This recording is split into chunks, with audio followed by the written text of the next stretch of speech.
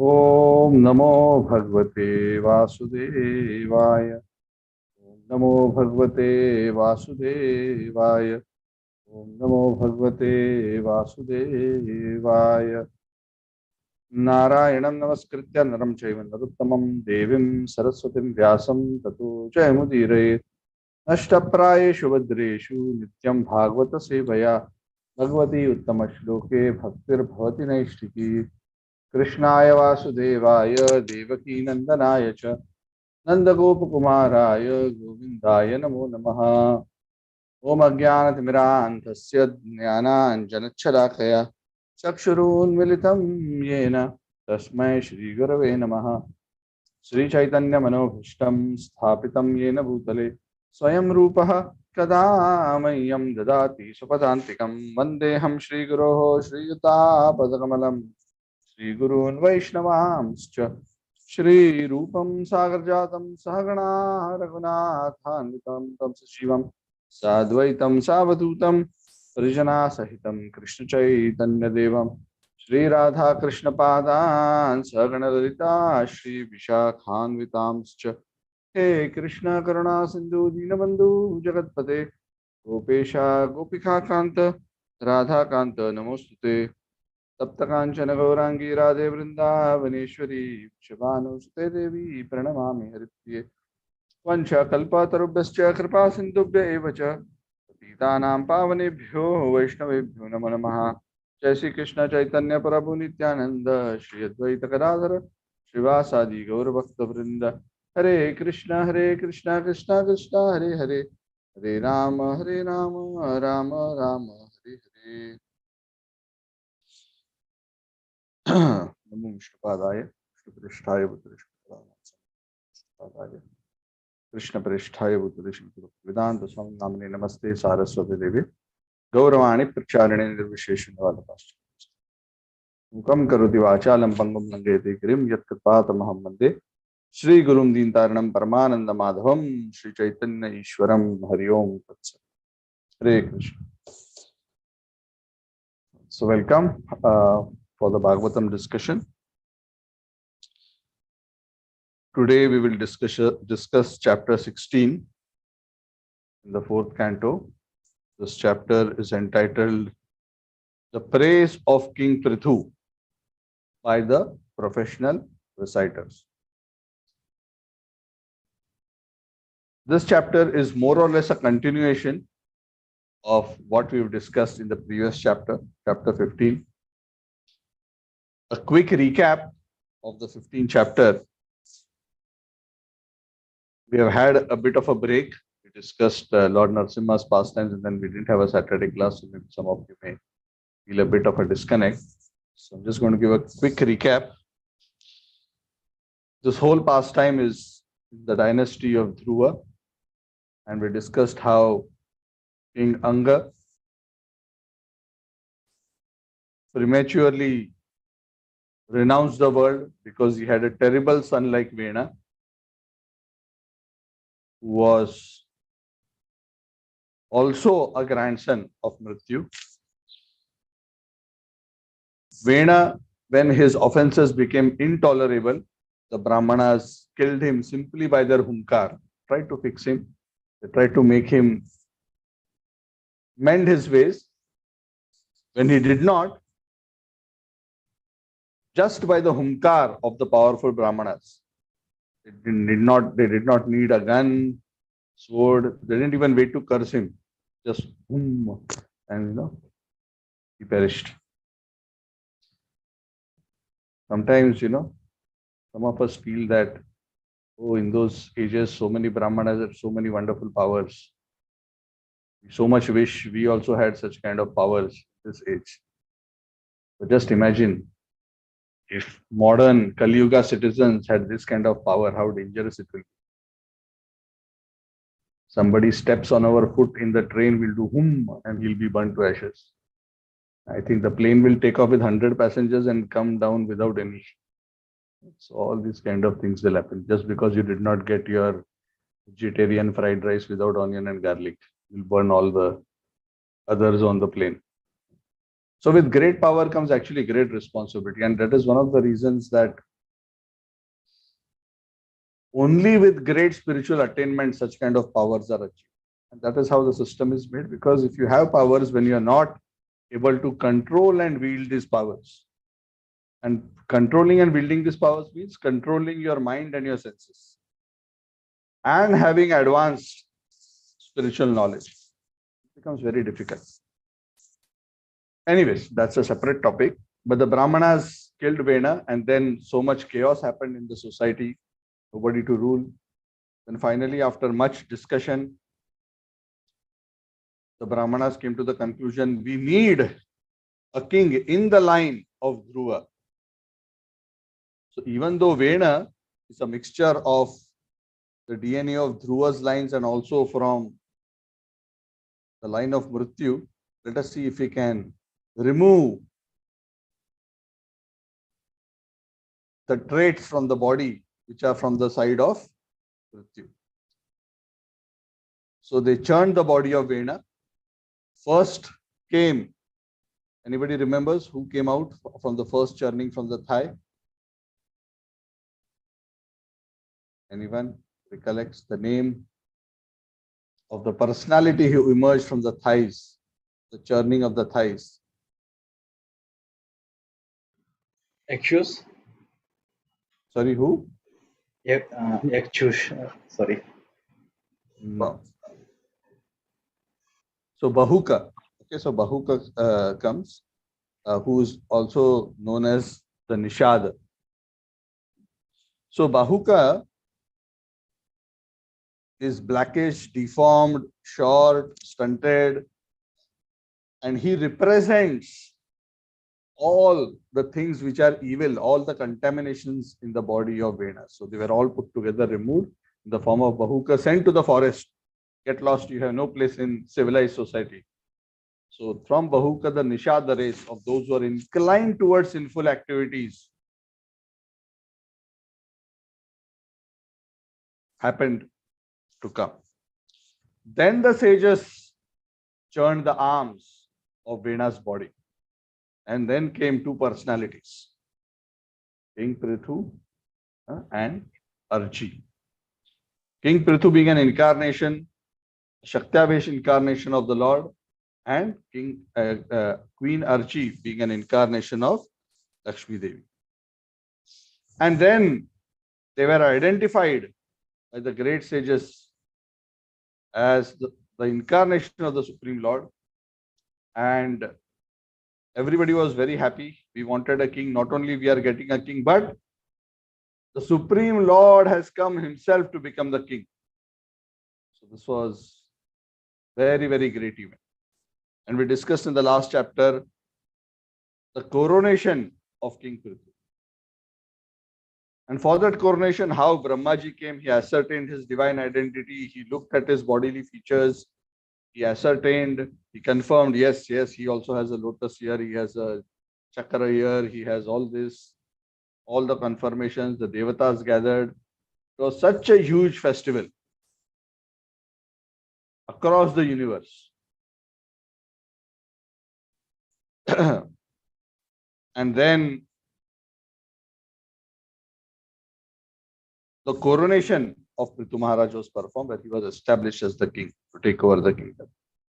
And how various devatas gave him various wonderful presentations. Got special umbrella from Varuna. Indra gave him a crown. Yamaraj gave him a scepter, and so on and so forth. Many wonderful gifts were given to him, befitting his great position. Simultaneously, as all these wonderful ceremonies and gifts were being given, the professional bards, those who glorify the king through poetry, started glorifying him in various wonderful ways. And Prithu had just appeared and he has just been coronated the king. He hasn't even done anything, but they were glorifying. And Prithu Maharaj protested. Wait, why are you glorifying? You are talking about qualities of mine which I haven't even manifested. This is not proper. Not only is this not proper, it is an insult. How to glorify somebody who has not yet done something just because you think he is going to do? So he kind of countered it. And of course, being an incarnation of the Lord, he also displayed extraordinary humility. So he was not very happy. He said, when I manifest these qualities, then if you want to speak, at least it will be seen as truth. But this is not nice. So he wanted to set that standard, and he said, actually, this kind of praise that you're doing is actually criticism. It's actually criticism. So, he gently forbade them, even though he was not like heavy on them. He didn't chastise them. Even like he gently forbade them, he was still smiling. So of course, the bards were a bit unsure. Of course, the bards were very pleased to hear the words of Prithu Maharaj. See, when great personalities speak, their speech is also full of such a wonderful divine energy that is extremely pleasing to the heart. So they were just enjoying the nectarian speeches. But at the same time, as they were thinking what we should do next, these bards, these reciters, singers, got encouraged by the sages who were there. Don't worry. Prithu Maharaj is doing his part. He's being humble. But you can continue. And they gave them even more information of what all they should glorify. So in fact, this entire chapter, it's not a very long chapter actually, 27 shlokas, and we will complete that chapter today. This entire chapter is the glorification of these professional reciters, of how they continued to glorify Prithu Maharaj's qualities. So we will discuss that, and then after having discussed that, we will also discuss something about this limb of devotion of glorification. Glorification is kirtan. So we'll discuss that. So I'm not going to go verse by verse. I'm just going to give you a quick overview of what was discussed or what was glorified. So first thing is, when they were forbade by Prithu Maharaj, the first thing that the bards did, as they continued to praise him, was to tell him, oh, great Prithu Maharaj, actually it is okay to continue to glorify you. See, you have raised some objections, but it is okay, because these objections apply only to an ordinary personality. And for an ordinary personality, it is okay. What you said is fine. But you are an incarnation of the Supreme Personality of Godhead. So whatever is being said about you is perfect. And whatever is being predicted about you that you will display as per the sages and the scriptures is also perfect. How can it not happen? And oh Lord, we are glorifying you because we don't want to miss the chance to glorify you.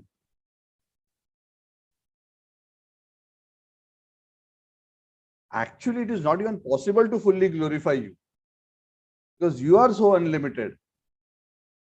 You are so exalted. Who can describe the exalted qualities of the Lord? Even Lord Brahma and other devatas cannot adequately describe your qualities. We are just making a small attempt. So don't be concerned about we over glorifying you. Actually, we can never glorify you adequately. That is the truth, and which is a very important point. Actually, all great souls have this kind of a mentality. And then they went on to say that even though somebody may say, oh, then you cannot glorify me, him adequately. Why are you glorifying? Oh Lord, we are still wanting to glorify you, even though we cannot adequately glorify you, because it's so sweet to glorify you. We want to taste the transcendental nectar of Hari Kirtan, of glorifying the Supreme Personality of God. And whatever glorification we are doing based on whatever the great souls and the sages have instructed. So we are not concocting your glorification. So this glorification will be so wonderful because it will purify our heart. It will be so tasty for us, for the ears and the heart. Bhavanti Ritkarana Rasayana Katha.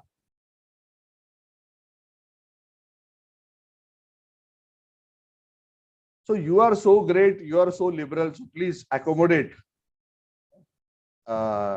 whatever we are doing.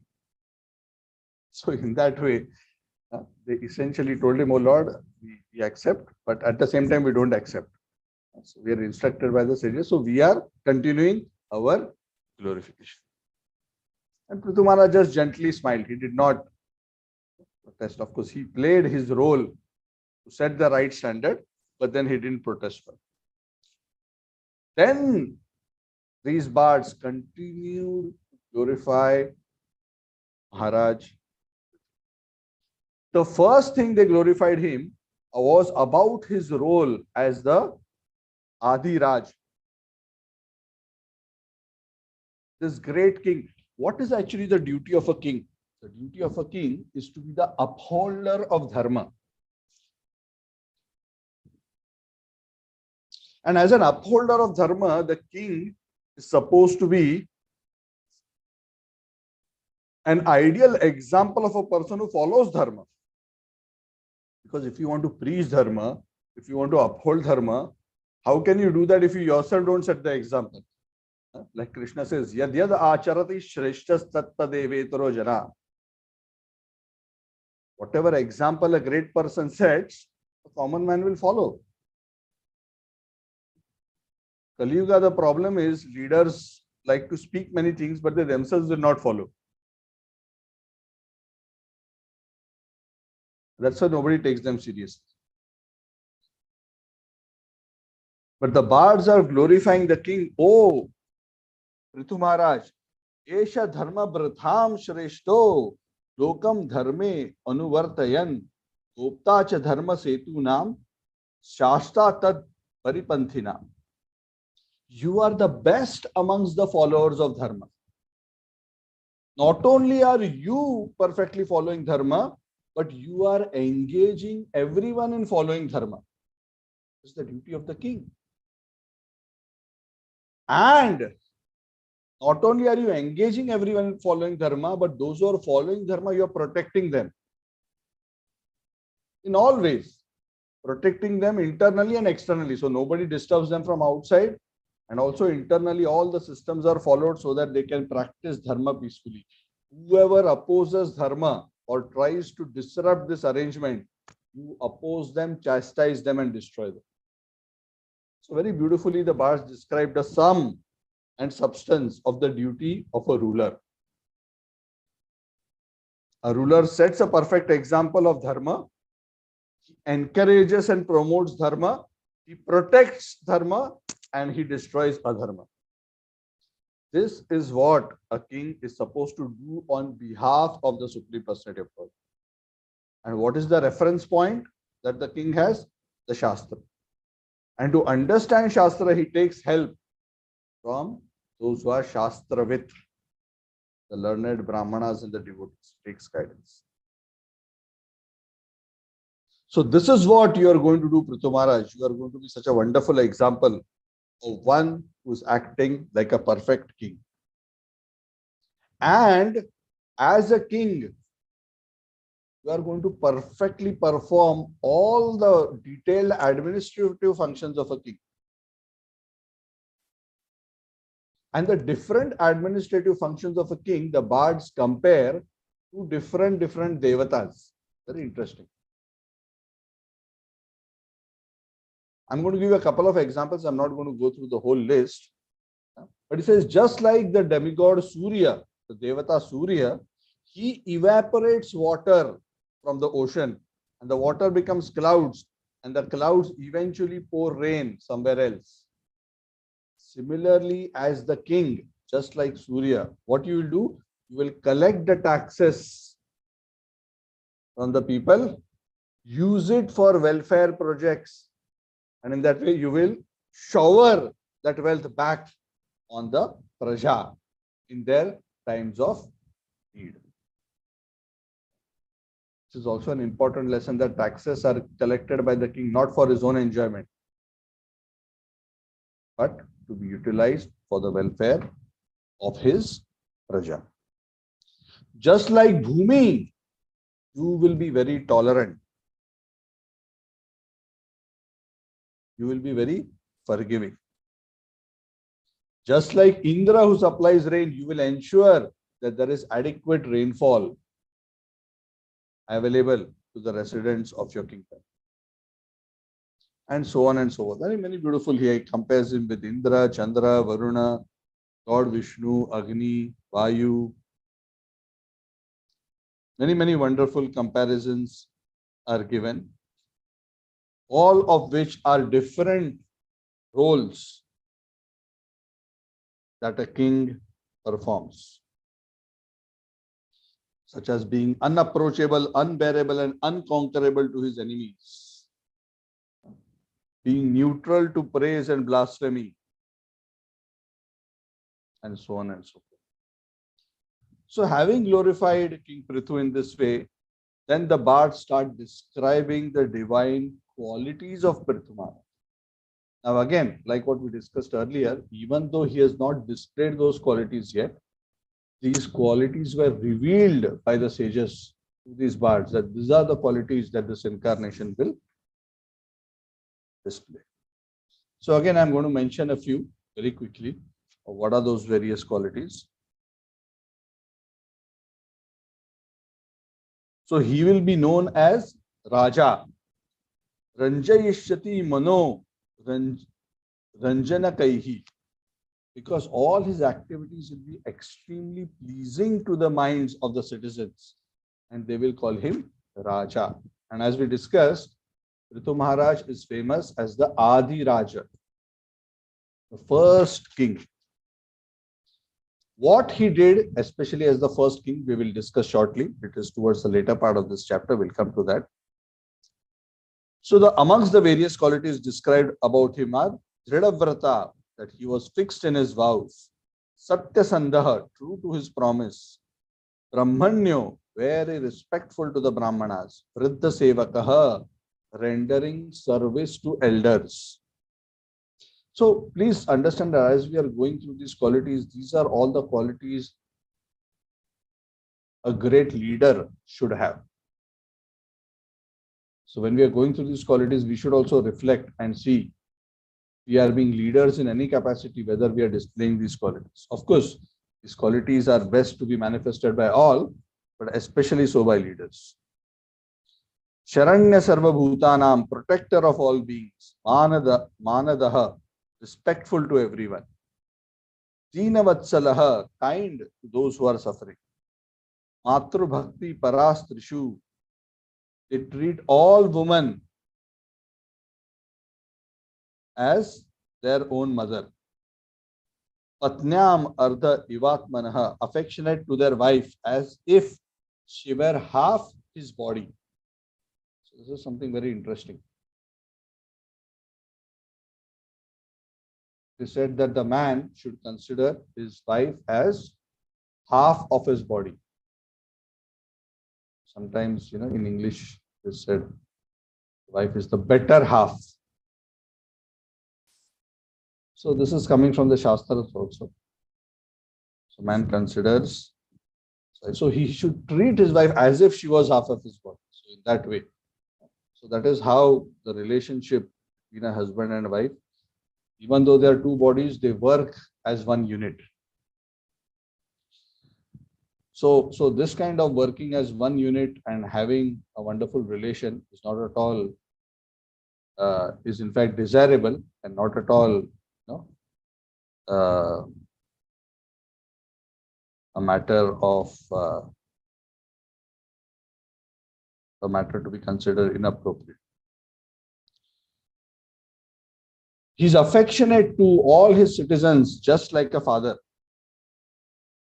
Prajasu Pitrvat Snigdha Kinkaro Brahmavadina. those who are devotees, those who are preachers of the Lord's message, he's the servant of such devotees. Kinkaro, Kinkaro means servant. Brahmavadinam, those who are glorifying the Supreme Lord. Dehinam Atmavat Preshta, he considers all living beings as himself. Surudam Nandi Vardhanaha, all for his friends, he increases their joy.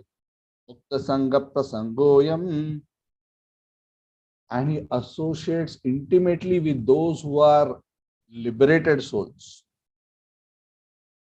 Dandapanair Asadushu, and those who are wicked, Prithu Maharaj acts as a punisher for them. Kalayavartina Triadhisha Kutastha Avidyarachitam Nirarthakam Pashyati.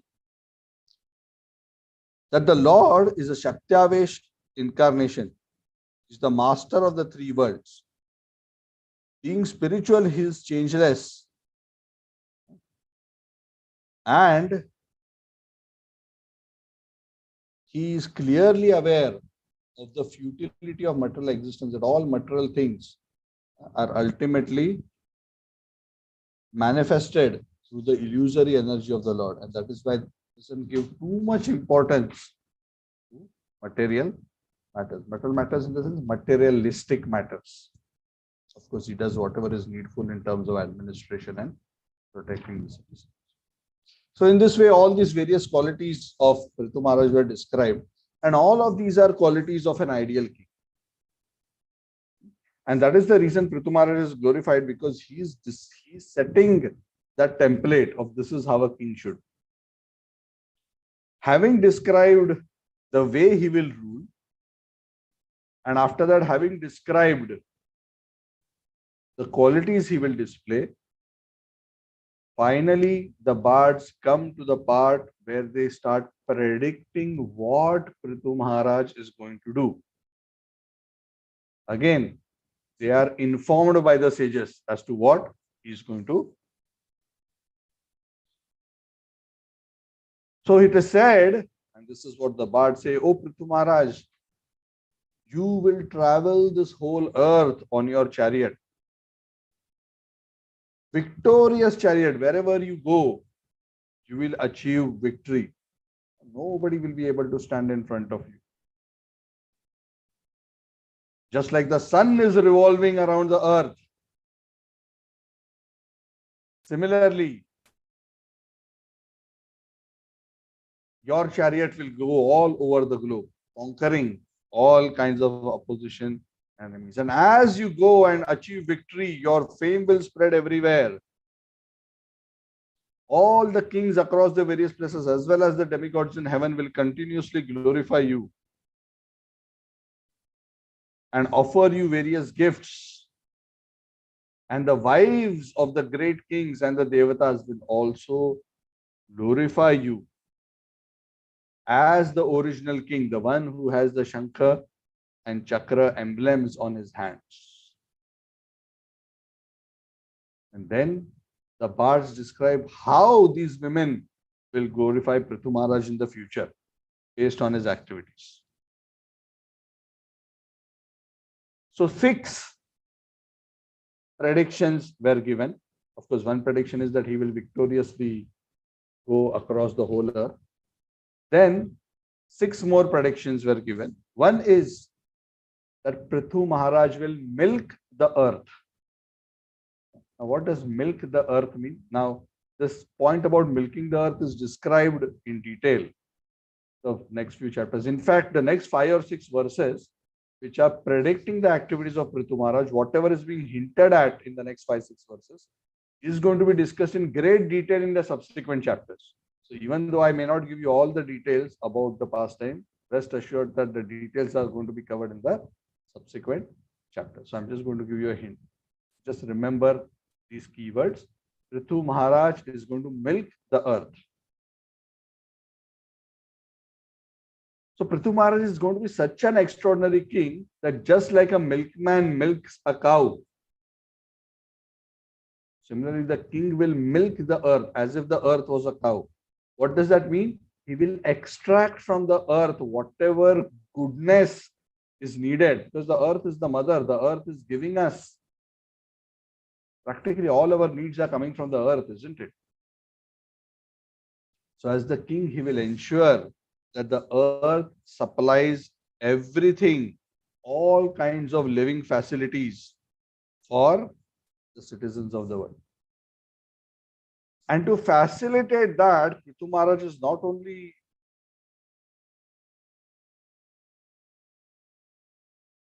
going to make sure there is adequate food and milk and metals and jewels and other things that are coming from the earth, but even before all that can be achieved, for proper civilization and agriculture to happen, Prithu Maharaj is going to level the earth. So it seems from the Puranas that at the time of Prithu Maharaj, there were too many mountains on the surface of the earth. And farming and agriculture in a structured way was very, very difficult. So it is said Prithu Maharaj, he went across the earth leveling the surface. He would break down mountains to make flat land. Just like Indra breaks down mountains with his Vajra, with his bow, Prithu Maharaj was breaking down mountains and making level earth. Wherever needed, of course, not that he broke down all the mountains, wherever needed so that there is sufficient land for agriculture. So that is one thing. He milked the earth. The other thing Prithu Maharaj did was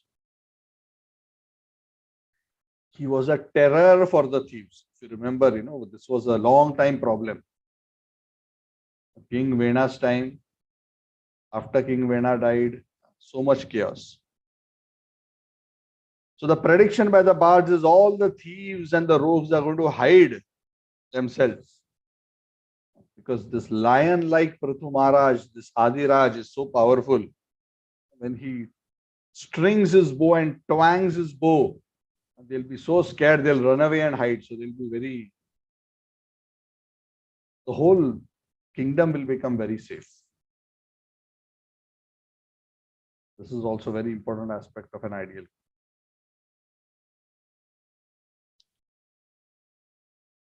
The other prediction is with respect to Prithu Maharaj personally performing as well as facilitating the performances of sacrifices.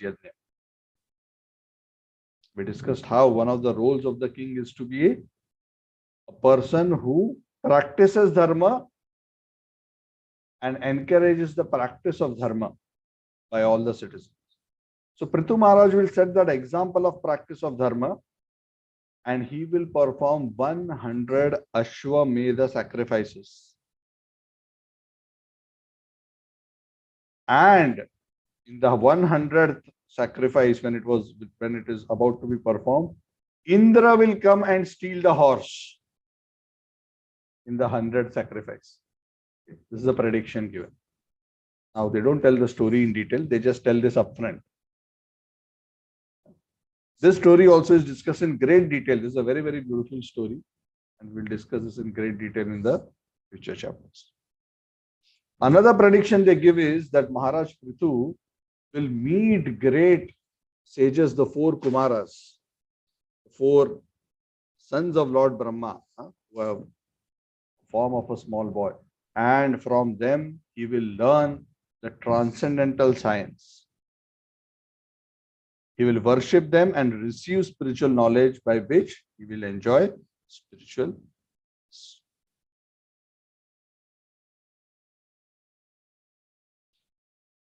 And the fame of Prithu Maharaj, because of all these extraordinary activities, spread far and wide. Wherever Prithu Maharaj goes and travels all over the world, he will hear all his activities, qualities, pastimes are being glorified. In such a way,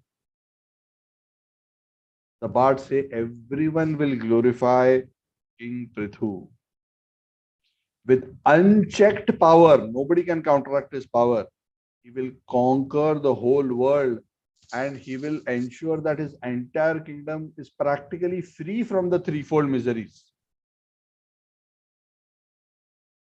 and everyone will glorify him, the Suras as well as the Asuras. So actually this brings us to the end of the chapter, 27 verses. So summarily in this chapter, the bards continue the glorification in spite of the resistance, and they defend their glorification of Maharaj Prithu by saying, "You are the Lord, and we as devotees want to glorify you." So Kirtan, even though we cannot adequately glorify you, it is for our purification. It is so wonderful. We also want to purify ourselves as well as we have so much taste for glorifying you. And nothing that we describe will be faulty because you are the Lord and everything will manifest in due course. And we are glorifying you as per what we have understood from the saints. And then they glorify him in various ways. First, they glorify him as the emblem of Dharma. Then they glorify him how, just like the various devatas, help the common man in various ways or set a particular example for all of us. In a similar way, how Prithu Maharaj will act in a way that will be very exemplary in terms of how he rules the kingdom. Having described that, then they glorified the qualities of Prithu Maharaj, and finally they glorified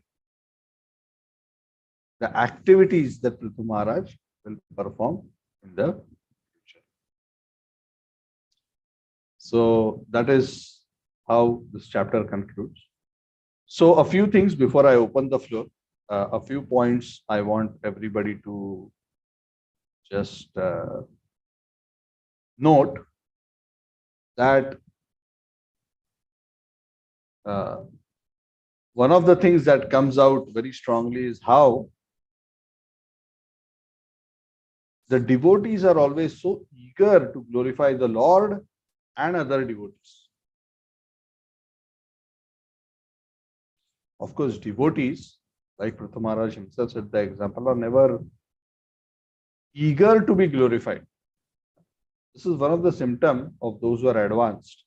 Those who are advanced in spiritual consciousness are not trying to seek the pleasure of being glorified.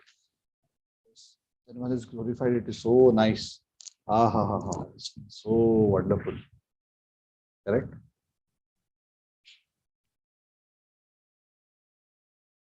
Nice, no? When we are walking and somebody is glorifying and we happen to hear it, it's so nice. So,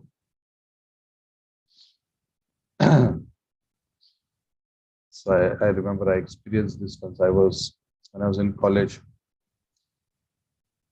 There were two individuals talking about me and glorifying me each other. There was anyway, the background I don't want to go into. It's not important here. They were speaking and I was just passing by them. And both of them had never seen me. So they don't know who I am. So I happened to pass and I saw both of them talking. Oh, you know about him? And I mean, I never had this kind of experience. I'm a very ordinary person. Where do you get such a chance that you pass by when two people are talking about you and neither you know them nor they know you? So it was so, wow, it's so nice. This sounds so nice. Because sometimes when somebody glorifies you on the face, it is such a, sometimes you think, maybe out of formality, somebody is glorifying. But this is a temptation or a attachment which is very difficult to overcome. The attachment to be glorified, to be appreciated. And one of the reasons why we are all trapped in this material world is precisely this, that we want ourselves to be glorified. We want ourselves to be the center of all activities. We have forgotten that Krishna is the center and he is Bhuktaram Yakatapasam Sarvaloka Maheshwar. It's the Lord. He is the enjoyer. He is the proprietor. He is the controller. So the great souls always say the medicine for the disease of selfishness, self-centeredness, egoism, aham and mama, the best medicine is to glorify the Supreme Personality of Godhead and the great souls. Why? Because this is the activity which is exactly opposite of the desire of trying to become the center of attention and wanting to enjoy for oneself. That is why Kirtan is actually so wonderful, so powerful, that one should exert one's energy to glorify the supreme object which is worthy of us. And that is what these bards wanted to do. They said, no, no, don't stop us. We want to glorify you. Yes, we cannot glorify you adequately, but it's so nice to glorify you. It is so wonderful to glorify.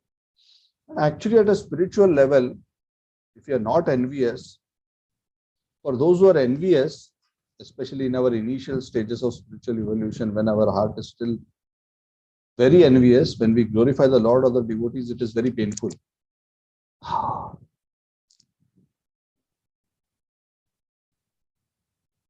Still we, because we are surrounded by devotees, we have to still at least act like they're glorifying. But it is the medicine.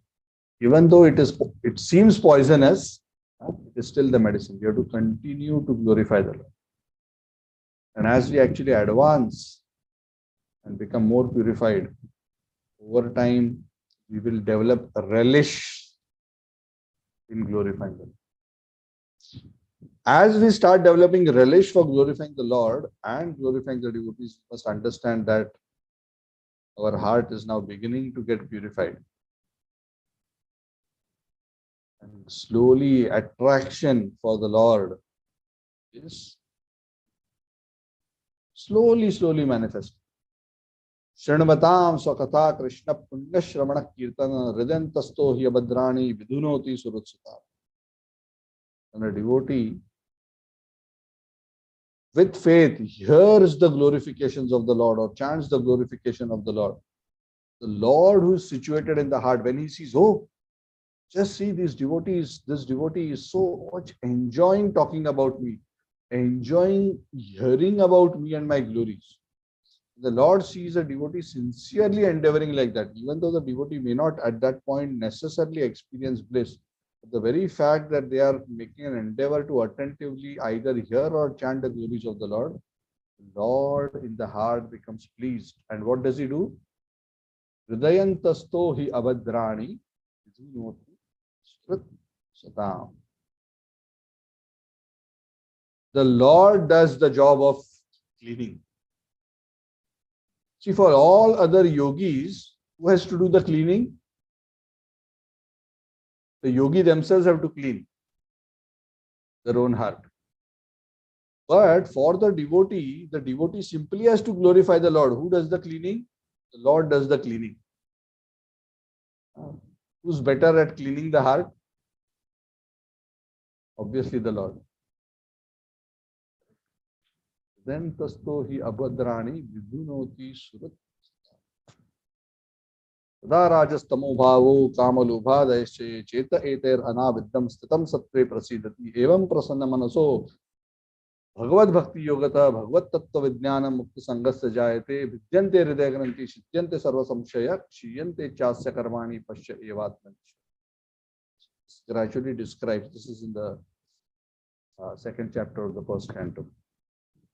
It's not from this chapter. The sequence of how the heart becomes further purified and the devotee advances more and more and more until he can finally pashya evatmanishware. He can see the Lord personally within his heart. Eventually come simply through the process of faithfully hearing and glorifying the Lord. This is so powerful. Doesn't have to do Ashwamedha yajnas, doesn't have to do big sacrifices, doesn't have to do complex austerities. big feats simply by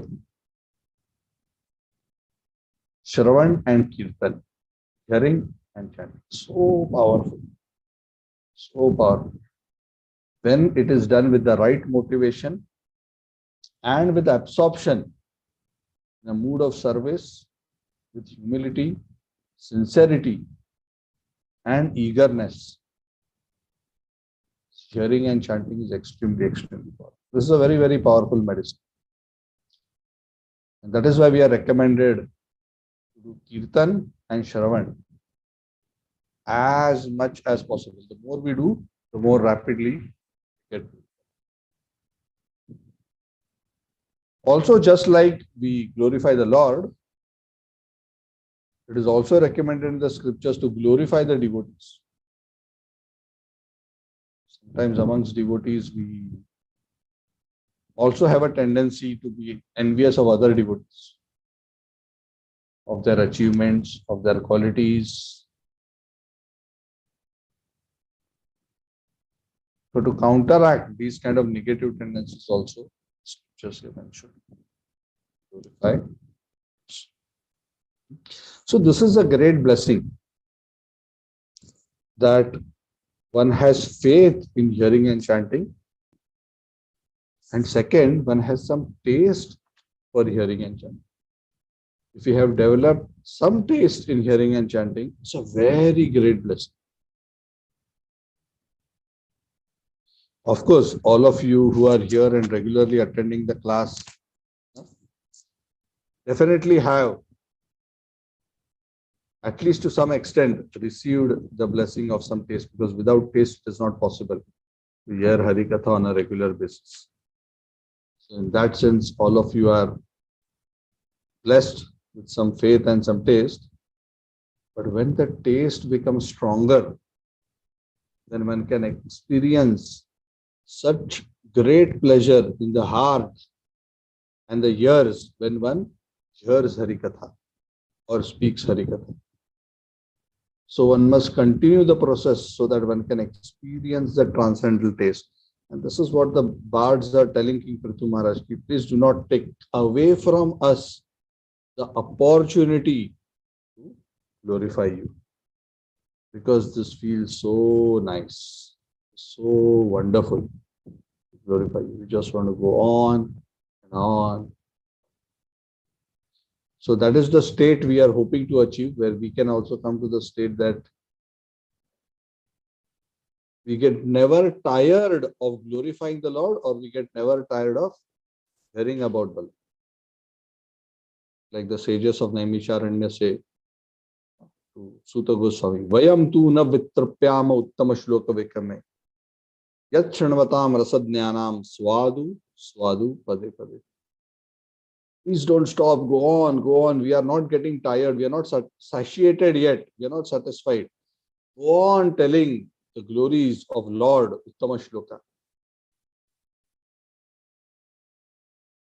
Because as we are hearing more and more, especially for those who are conversant in spiritual topics of rasa, spiritual humor, for them, each and everything that you are describing about the glories of the Lord is swadu, swadu.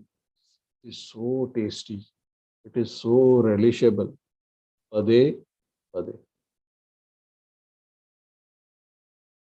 Now, if any of you are feeling that whatever is being spoken is so abstract that we cannot relate this, actually, this is not very difficult to achieve if we regularly read the Srimad Bhagavad. Those who regularly read the Bhagavad and absorb themselves in the Srimad Bhagavad can actually experience this for themselves without much delay. So this is an invitation to all of you to experience this for yourselves by practicing this. Read the Bhagavatam. The Bhagavatam is non-different from Krishna. And Krishna, Bhagavatam is the form of Krishna. And Krishna can be perceived in the pages of the Bhagavatam when it is approached with the right consciousness. So when we regularly hear and chant the Bhagavatam, very soon, how soon? That depends on us. It can be within a few months, it can be within a few years, it depends on us. It can be within a week also, depends on us.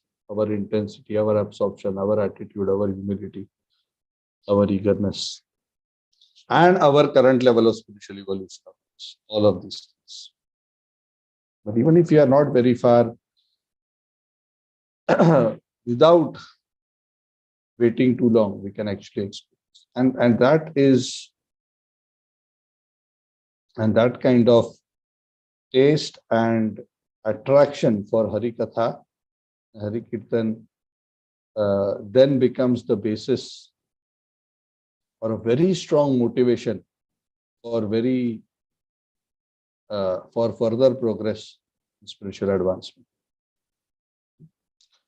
So, if we can achieve that kind of an attraction or attachment, then we should consider ourselves very fortunate, because that is achieved only by great blessings of the Lord and the devotees. Okay, so I'm going to stop here and opening up the floor. Any questions or comments?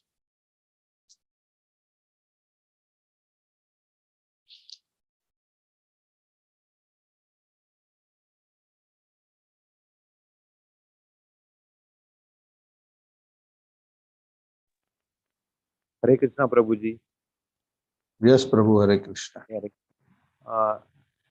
When somebody is glorifying us, how to react or what to do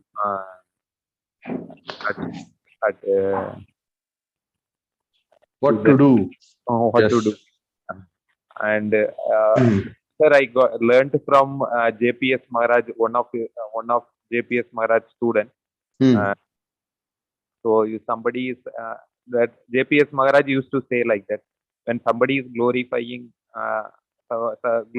me or glorifying, immediately I have to handle it as hot potato, like not to hold it, immediately transfer it to spiritual master or the or teacher or if somebody is glorifying, so we need to transfer it to the spiritual master. We have to handle it like a hot potato. That was a lesson what I learned from JPS Maharaj student. Perfect answer. Yes, that is the perfect answer. So a devotee never sees himself as worthy of glorification. First thing is, he doesn't feel that the glorification, he genuinely doesn't feel that the glorification applies to him.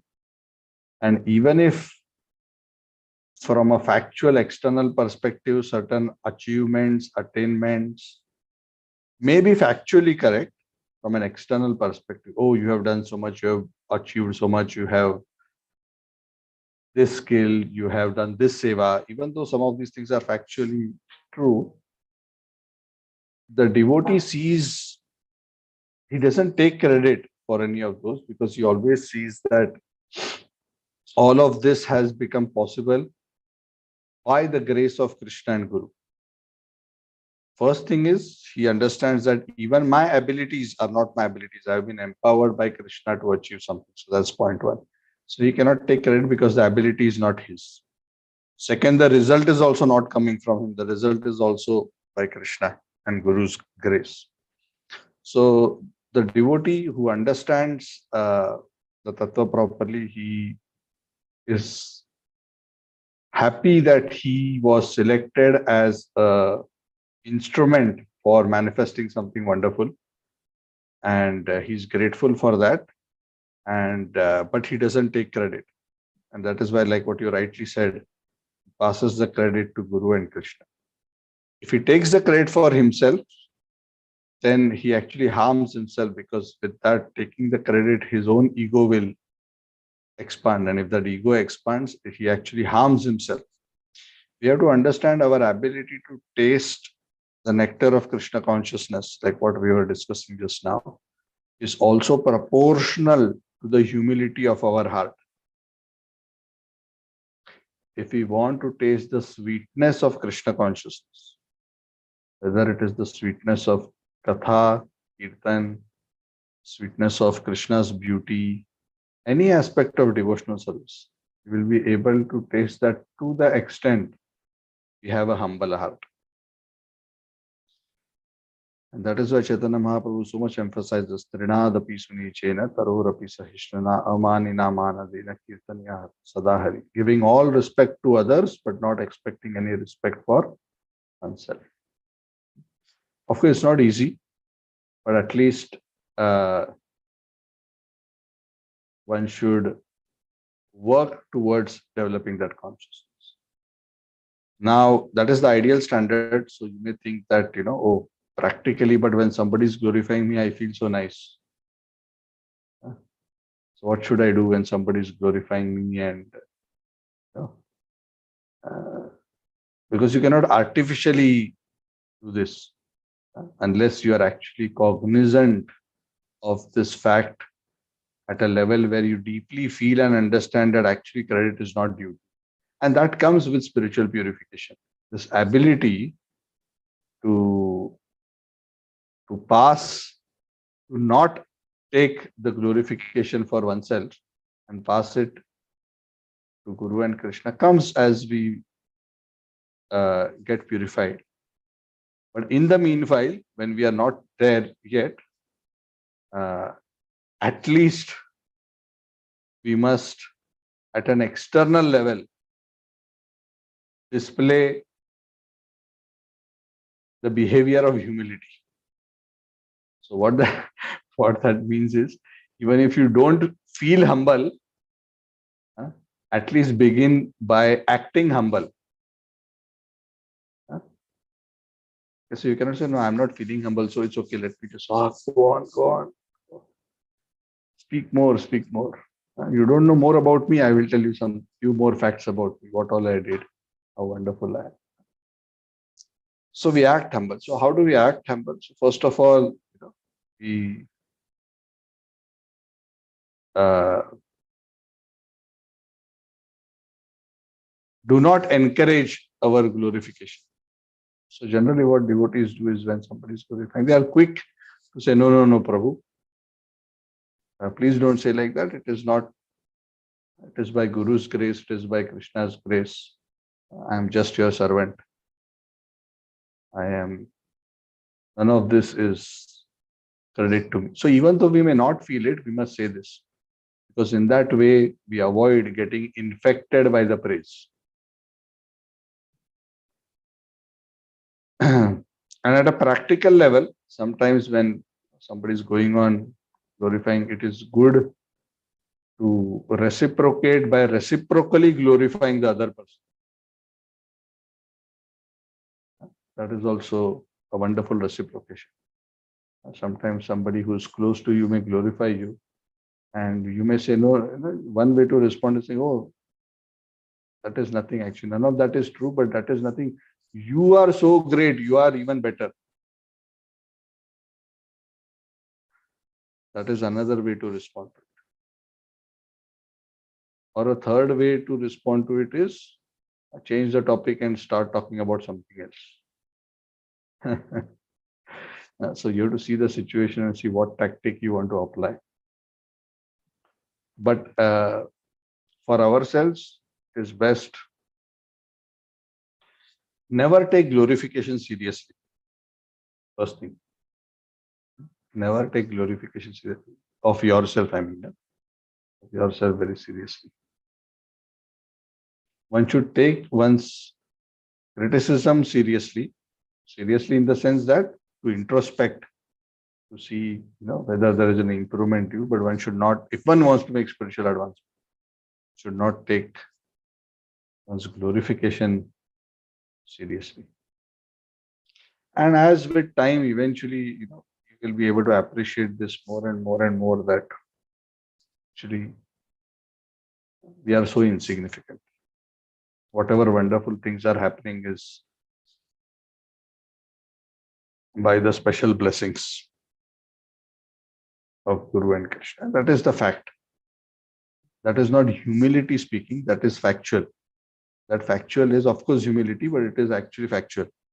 Because the more we become humble, the more Krishna uses us in his service. So that's a very big topic, but I hope I've answered in brief, but I hope, unless anybody else wants to add anything further. Hare Krishna, Prabhu.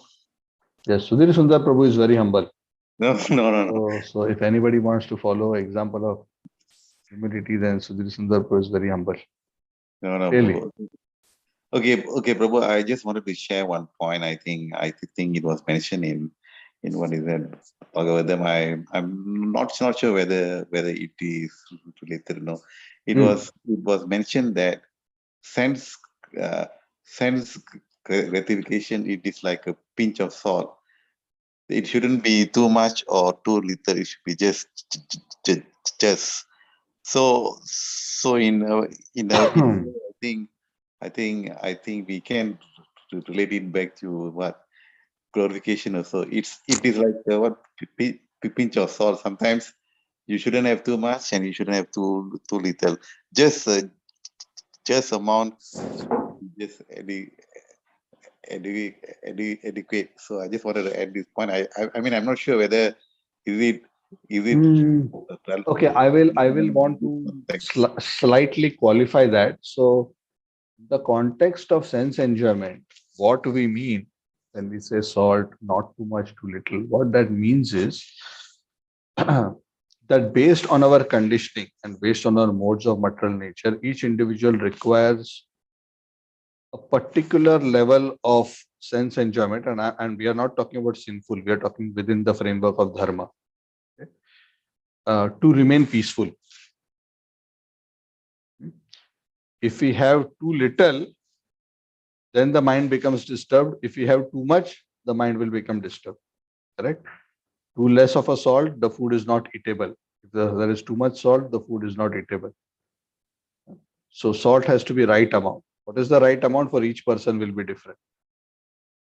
So that is with respect to making sure that the senses are pacified. Pacified is the word, not satisfied, because there's nothing like satisfying the senses. The senses never get satisfied. The senses can be pacified by just giving them adequate so that they are not disturbing you too much.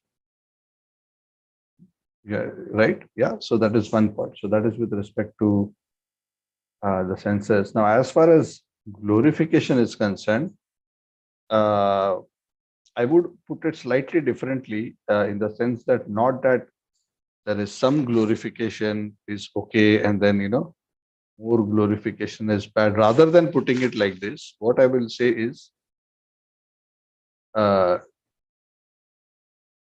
when we are glorified, another point is that we should take it positively as an encouragement. We don't have to take the words literally. When somebody says, Prabhu, you are a great pure devotee. So you don't have to say, I'm great, I'm pure devotee. You don't have to take the words and the glorification seriously. But you can take the love and affection that the devotee is expressing towards you and accept that. Correct? You can say, yes, this devotee is appreciating. So oftentimes the way I respond, because this is one of the things I have learned also, one of the ways to respond is, Prabhu, thank you for your encouraging words. But of course, I am not fit for what you are saying.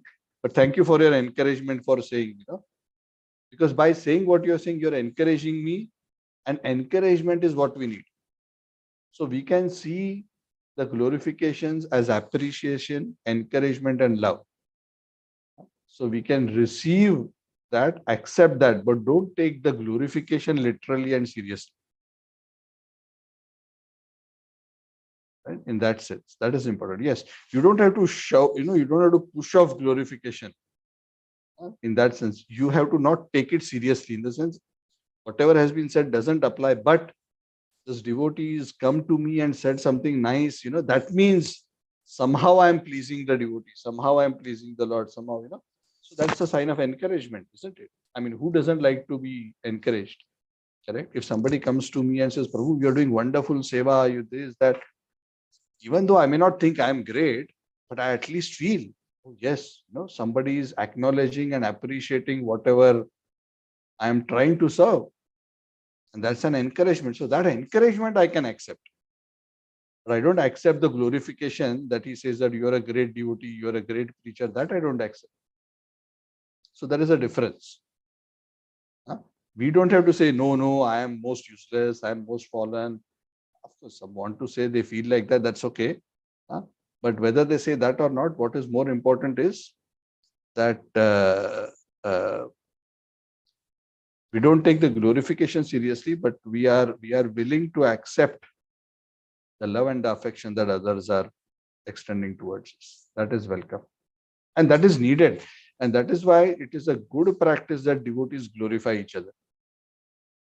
Because it builds an atmosphere of love and appreciation. If you see Chaitanya Charitamrita is full of glorification where devotees are encouraging and of course, in that context, those who are being glorified are actually worthy of that kind of glorification. They are indeed so great. But still, of course, they don't accept it, even though they are actually fit for that glorification. And this is the nature of great souls, that even though they are fit for that glorification, in fact, they think they are most unfit. But that's okay. That's how the nature of an advanced pure devotee is. But what that does is it builds a very sweet relationship. So appreciation, love, affection can be exchanged through loving, kind words. So this instruction is for us as far as when we are glorified is concerned.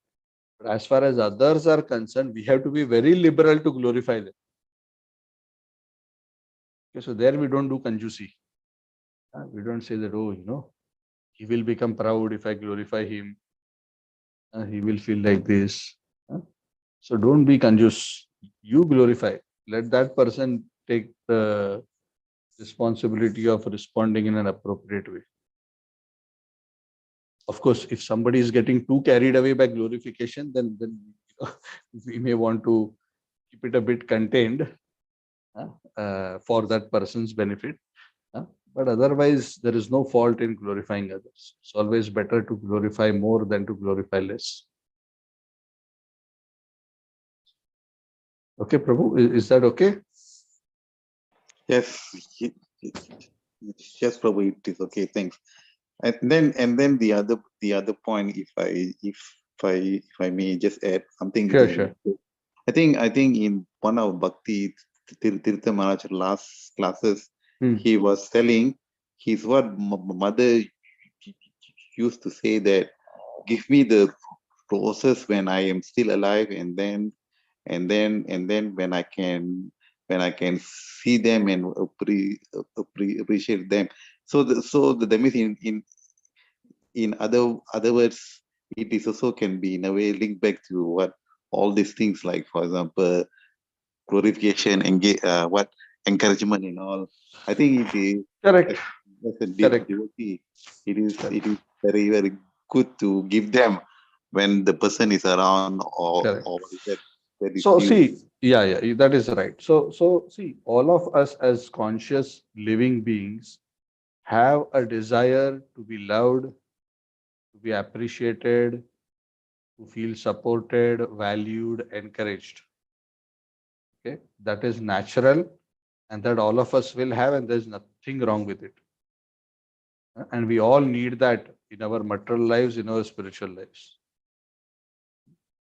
So in that sense, kind words, appreciative words, glorification, whatever, is welcome. When does the problem come? The problem comes when something which is glorified, especially in a spiritual context, it makes us proud, and we take credit for it ourselves, because that spoils our spiritual life. It spoils our spiritual consciousness. And that is why I said what we accept is the love, affection, encouragement. We don't have to take the glorification at a literal level. So like what you said, yeah, I mean, what you are saying is, when I'm alive, if you want to express love for me, give me the rose when I'm alive. Why are you coming with the rose when I've died and you want to put on my grave? Right? If you want to offer a rose, offer me the rose when I'm alive, which is a wonderful point, which means that we are all entities who are always seeking for love and affection. So what she's saying is a valid spiritual principle, and that is what we want, that devotees exchange loving dealings. That is one of the 6 Priti Lakshanam, which Nectar of Instruction says, right? Dadati Pratigannati Guhyam Akhyati Prachati Bhukte Bhojayate Chaiva Shadbhi Priti Lakshana. Sharing the heart with each other, hearing in confidence, feeding others, accepting prasad, giving gifts, accepting gifts. These are the 6 symptoms of love. So in this exchange of love, one may glorify also each other. It's a symptom of love. But what we accept is the love, not the glorification literally. Thank you, Prabhu. That is correct. Thank you, Prabhu.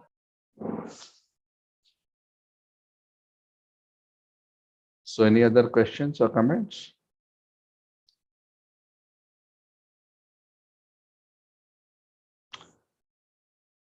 Perfect. So we'll end here then. So we have completed the 16th chapter. The subsequent chapters get into the details of the pastimes of what Prithu Maharaj performed. So all this glorification, which was pre-done, will now be manifested in actual events which are going to be described in the next few chapters. So very beautiful pastimes. So stay tuned and we will discuss. Prithu Maharaj ki jai. Yantra Srimad Bhagavatam. Jai. So I'll see you all on Wednesday. Is that okay? Yes, Prabhuji. Thank you. Hare Krishna. Hare Hare Prabhupada. Krishna, Thank you, Prabhuji. Hare Krishna, and thank you, Prabhuji. Thank you. Thank you. Hare Krishna Prabhuji. Thank you. Thank you, Prabhuji. Hare Prabhuji. Krishna, Prabhuji. Hari Hare Bol. Krishna Thank you, Prabhuji. Hare Thank Krishna you. Prabhu. Thank you. Hare Krishna. Thank you. Thank you. Thank Hare you. Krishna, thank you, Prabhuji. Ashwin, thank you. I'm missing you. Hare Krishna. Hari Bol. Nice to see all of you. Hari Bol, Ashwin. Oh, you're getting mustache. Ashwin is growing a mustache now. Hari Bol. Yes. Bhaskar, nice to see you also. Hare Krishna. Sapna ji, nice to see you. Mihira, Suraj, Shalini ji, Hare Krishna. Amit, Hare Krishna. Anand Sundari Mata ji. So I will see you all on Wednesday and we continue in Bhagavad Gita. I think another 2 classes we should be able to complete the 18th chapter.